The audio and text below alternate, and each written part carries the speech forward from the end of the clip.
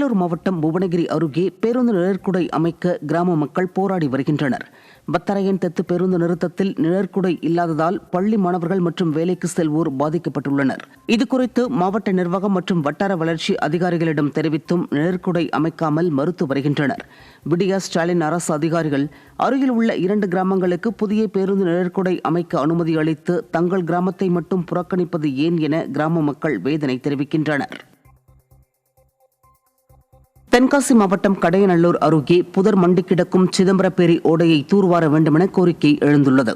புளியங்குடி பகுதியில் உள்ள அனைத்து சாக்கடை கழிவுநீரும் சிதம்பரப்பேரி ஓடை வழியாக செல்லும் நிலையில் ஓடையில் குப்பைகள், இறைச்சி கழிவுகள் கொட்டப்படுவதால் கழிவுநீர் செல்வதில் சிக்கல் ஏற்பட்டுள்ளது. இதனால் துர்நாற்றம் வீசுவதுடன் நோய் தொற்று ஏற்படும் அபாயம் எழுந்துள்ளது. எனவே விடிய அரசின் நகராட்சி நிர்வாகம் ஓடையை தூர்வார வேண்டுமென பொதுமக்கள் வலியுறுத்தியுள்ளனர்.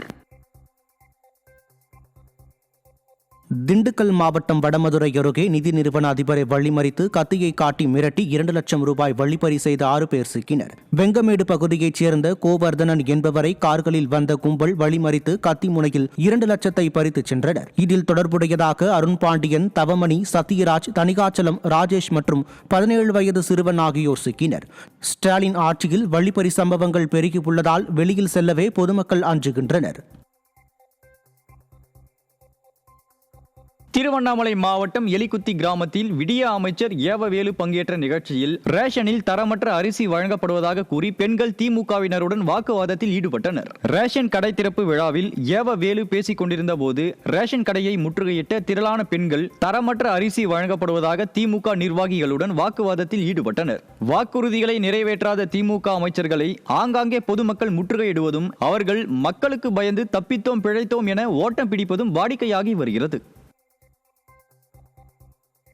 திமுக அமைச்சர்களிடம் கோரிக்கை மனு அளித்தால் மனுவை தூக்கி போட்டுவிட்டு ஓட்டு மட்டும் போட்டுவிடுங்கள் என கூறிவிட்டு செல்வதாக அலங்கார உரிமையாளர்கள் நல சங்கத்தினர் குற்றம் சாட்டியுள்ளனர். சிவகங்கை மாவட்டம் திருப்பத்தூரில் அச்சங்கத்தின் ஆலோசனை கூட்டம் நடைபெற்றது. நிகழ்ச்சியில் பேசிய சங்கத்தினர் ஸ்டாலின் அரசு வைத்துள்ள அமைப்பு சாரா தொழிலாளர் நலவாரிய பட்டியலில் திருமண அலங்காரிப்பாளர்கள் இடம்பெறவில்லை என குற்றம் சாட்டினர்.